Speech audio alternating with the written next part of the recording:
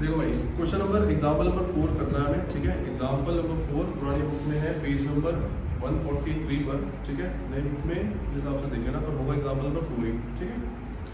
तो example number 4 कहता क्या है? Example number 4 says two parallel lines L and M are intersected by a transversal P, show that the quadrilateral formed by the bisectors of the interior angles is a rectangle.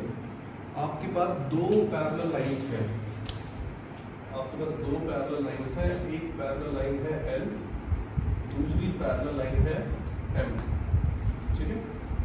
और एक बहुत important question है, इन दोनों lines को intersect करना है। कौन सी line intersect कर रही है? P लाइन इंटरसेक्ट कर रही है, तो वो क्या कहलाएगी? ट्रांसवर्सल, ठीक है। फिर वो कहता है show that quadrilaterals formed by the bisectors of the interior angles is a rectangle। मतलब इसके जो इंटीरियर एंगल्स है, इंटीरियर एंगल्स कौन से होते हैं? ये वाला एक इंटीरियर एंगल होता है, दूसरा यहाँ पर होता है, तीसरा यहाँ पर होता है, चौथा यहाँ पर होता है। इनके इंटीरियर एंगल्स के जो बाइसेक्टर हैं, इनके इंटीरियर एंगल्स के जो बाइसेक्टर हैं, अगर मैं उनको बनाऊंगा तो वो क्या बनाएंगे? एक रेक्टेंगल बनाएंगे। मतलब इंटीरियर एंगल्स कौन से होते हैं? जो लाइंस के अंदर होते हैं। चार इंटीरियर एंगल होते हैं, 1 2 3 4। इन चारों के बाइसेक्टर अगर बनाओगे तो वो क्या बनाएंगे? जब एक क्वाड्रेटर बनाएंगे तो क्वाड्रेटर कौन सा होगा? रेक्टेंगल होगा। ऐसा आपको प्रूव करना है। फिलहाल लाइंस के ऊपर मैं पॉइंट्स ले लेता हूँ। ये पॉइंट है P, this point is Q, नीचे वाले दुनिया में Q R, वाले को PS ले लेते हैं। मैं बुक के साथ ले लेता हूँ, कंफ्यूजन ना हो, ठीक है। उसके बाद इस पॉइंट को लिया A, then this point is B, इस पॉइंट को C एंड इस पॉइंट को D, ठीक है। तो कुल मिला के आपको क्वेश्चन में दे रखा है, आपको कुल मिला के क्वेश्चन में दे रखा है कि जो L है वो किसके पैरेलल है? M के। और P जो लाइन है, P इज ट्रांसवर्सल, P जो है वो ट्रांसवर्सल है। इसके साथ साथ आपको क्या दिया गया है? जो AD है, जो AD है और ये जो CD है और जो CB है और ये जो AB है, ये सब के सब बाइसेक्टर्स हैं। आर बाइसेक्टर्स, ये सब है bisectors, bisectors of interior angle, bisectors of interior angles. कौन कौन सा इंटीरियर एंगल है? AD किसका बाइसेक्टर है? AD बाइसेक्टर है SAC का, SAC। CD जो बाइसेक्टर है, CD बाइसेक्टर किसका है? ACR का। उसके बाद CB जो बाइसेक्टर है कौन सा एंगल का है? ACQ का। और आखिरी जो AB है वो बाइसेक्टर है PAC का, रिस्पेक्टिवली। ये सब बाइसेक्टर्स। बाइसेक्टर का काम क्या होता है? इक्वल एंगल्स में बांटना, सिंपल। तो ये सब बाइसेक्टर दे रखे हैं। आपको प्रूव करना क्या है? आपको प्रूव ये करके दिखाना है कि जो क्वाड्रिलेटरल बना है ABCD जो है उसको आपको रेक्टेंगल प्रूव करना है, इज अ रेक्टेंगल। ये आपको प्रूव करना है, ठीक है।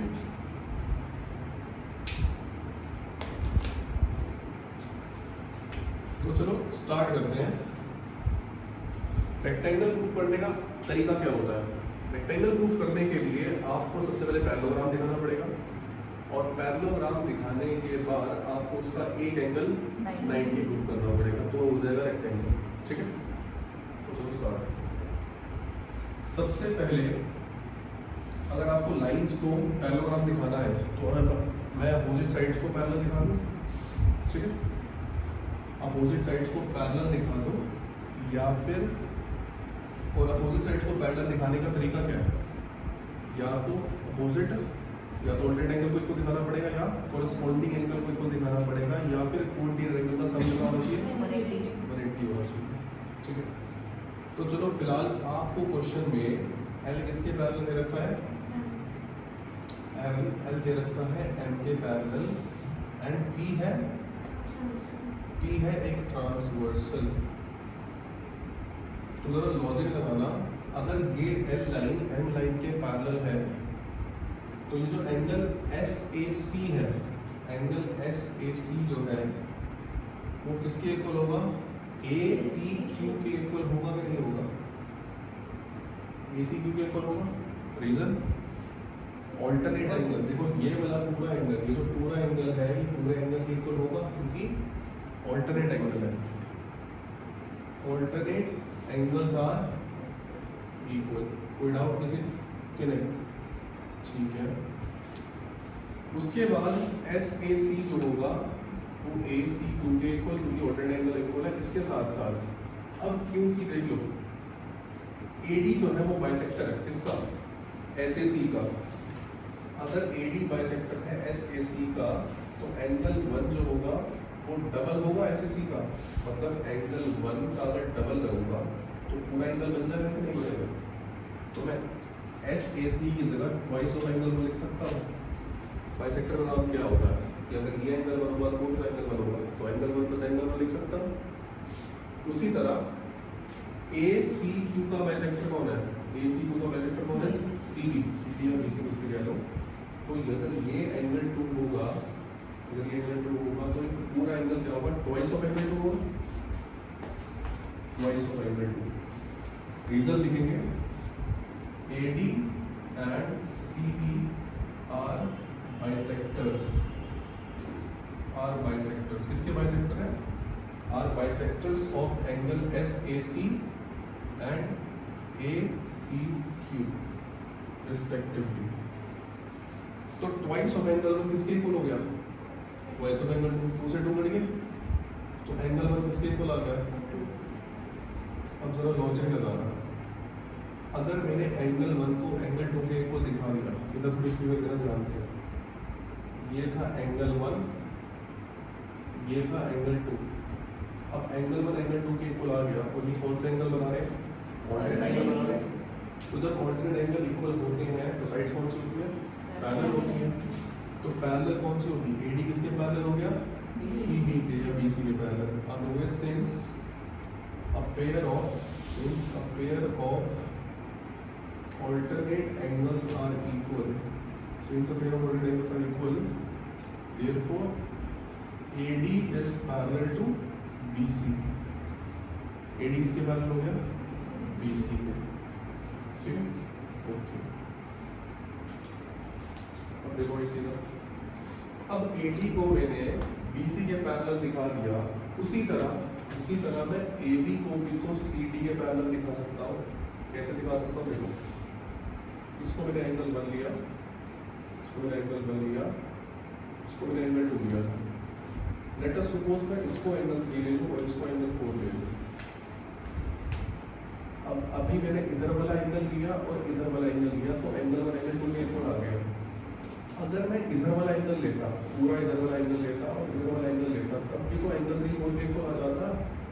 वो तो मैंने लिया नहीं। तो सिमिलरली लिखोगे आप, सिमिलरली मैं एंगल 3 को भी एंगल 4 के इक्वल दिखा सकता हूँ, दिखा रहा हूँ। दिखाएंगे तो बिल्कुल सेम पार्ट करना पड़ेगा, क्वेश्चन काफी लेंथी हो जाएगा। तो सिमिलरली एंगल 3 एंगल 4 के इक्वल। अब एंगल 3 एंगल 4 के इक्वल हो गया तो since a pair of alternate angles are equal, therefore angle 3 और 4 कौन से बनाते हैं? ऑल्टरनेट एंगल बनाते हैं। जब एंगल 3 एंगल 4 के इक्वल आ गया तो AB किसके पैरेलल हो जाएगा? CD के पैरेलल हो जाएगा। तो AB is parallel to CD।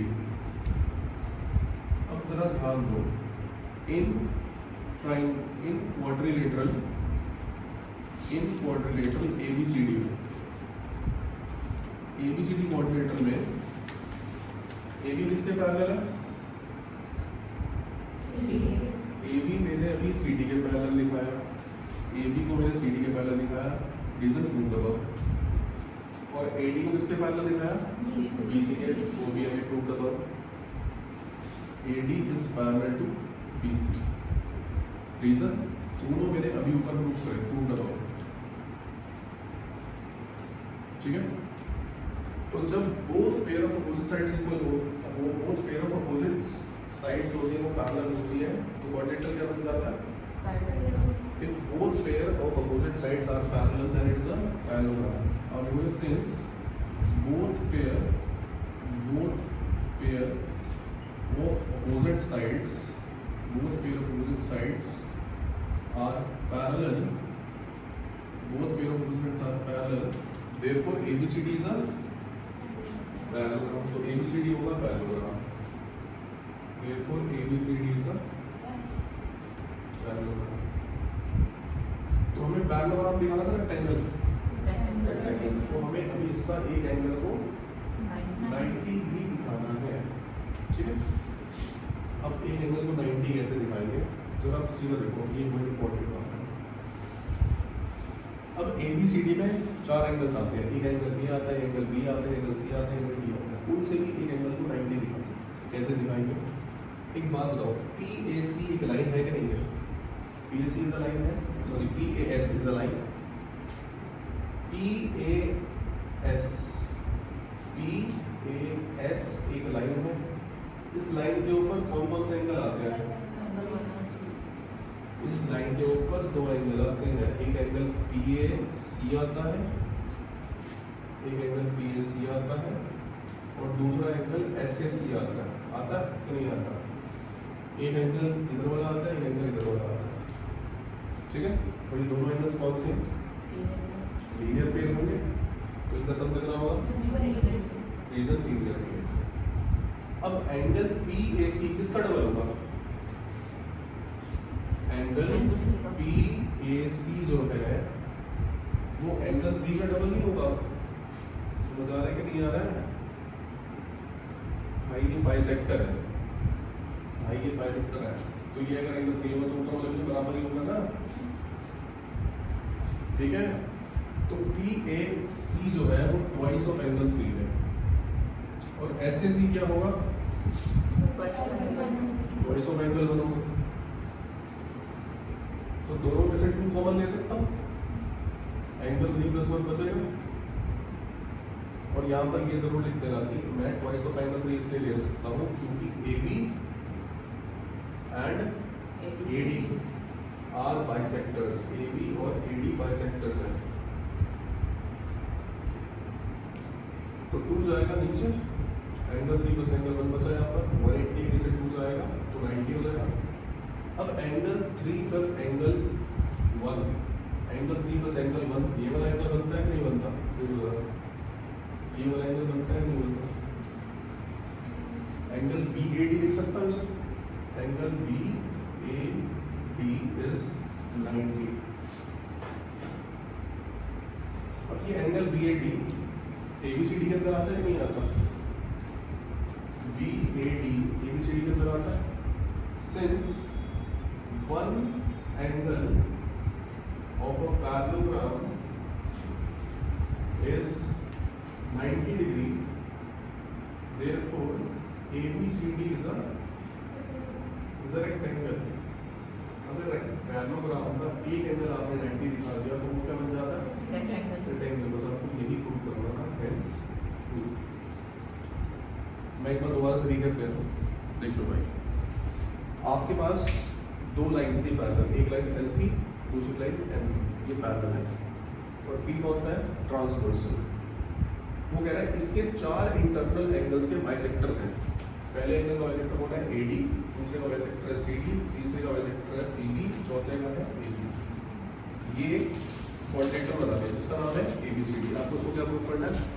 Rectangle. सबसे पहले मुझे रेक्टेंगल प्रूव करने के लिए इसको पैरेललोग्राम दिखाना पड़ेगा और पैरेललोग्राम के बाद एक एंगल 90 को दिखाना पड़ेगा। सबसे पहले आपने कहा एंगल L जो है वो M के पैरेलल है। अगर L M के पैरेलल है तो एंगल SAC किसके बराबर होगा? AC2, alternate angle. अगर वो एंगल ऑल्टरनेट है तो वो इक्वल होगा। इसके बाद एंगल SAC को किसका डबल लिख सकता हूँ? एंगल 1 का डबल। 1 का डबल क्यों? क्योंकि बाइसेक्टर जो होता है वो हाफ के कट करता है। तो अगर ये एंगल 1 होगा तो उसके ऊपर वाला क्या होगा? एंगल 1। तो angle 1 + angle 1 twice of angle 1। अब ये जो एंगल 2 है वो नीचे वाला क्या होगा? 2, तो उसको लिख सकता हूँ ट्वाइस ऑफ एंगल 2। तो एंगल 1 किसके इक्वल आ गया? एंगल 2 के इक्वल। जब सिर्फ ये एंगल 1 एंगल 2 के इक्वल आ जब ये एंगल पर एंगल 2 के इक्वल आ रहा है तो ये कौन सा एंगल बनाते हैं? ऑल्टरनेट एंगल बनाते हैं। और ऑल्टरनेट एंगल जब इक्वल होते हैं तो साइड्स क्या होती हैं? पैरेलल। तो AD किसके पैरेलल आ गया? BC। जिस तरह से मैंने एंगल 1 को एंगल 2 के इक्वल दिखाया उसी तरह से मैं एंगल 3 को एंगल 4 के इक्वल दिखा सकता हूँ। ठीक है, दिखाने की जरूरत नहीं है क्योंकि क्वेश्चन काफी लेंथी चला जाएगा। तो एंगल 3 एंगल 4 के इक्वल हो जाएगा। जब एंगल 3 एंगल 4 के इक्वल होगा तो AB किसके पैरेलल हो गया? CD के पैरेलल हो गया। AD को मैंने BC के पैरेलल ऑलरेडी दिखा रखा है, AB को मैंने CD के पैरेलल दिखा दिया। तो ABCD क्वाड्रेंटल क्या बन गया? पैरेललोग्राम। क्यों? जब दोनों अपोजिट पेयर पैरेलल हो जाते हैं तो वो क्या बन जाता है? पैरेललोग्राम। तो ABCD पैरेललोग्राम हो गया। अब मुझे एक एंगल को 90 दिखाना है। अब एक एंगल को 90 दिखाना है तो मैंने क्या करा? लिखा PAS इज अ लाइन। उस लाइन के ऊपर कौन सा एंगल लाई करते हैं? एक तो PAC लाई करता है, एक SAC लाई करता है। PAC को ट्वाइस ऑफ एंगल लिख सकते हैं, SAC को ट्वाइस ऑफ एंगल 1 लिख सकते हैं। दोनों में से 2 कॉमन आएगा तो एंगल 3 प्लस एंगल 1 90 हो गया। और एंगल 3 प्लस एंगल 1 को क्या लिख सकता हूँ? BAD। और BAD जो है वो ABCD के अंदर आता है। तो अगर एक एंगल 90 होता है तो पैरेललोग्राम क्या बन जाता है? रेक्टेंगल। ठीक है, ठीक।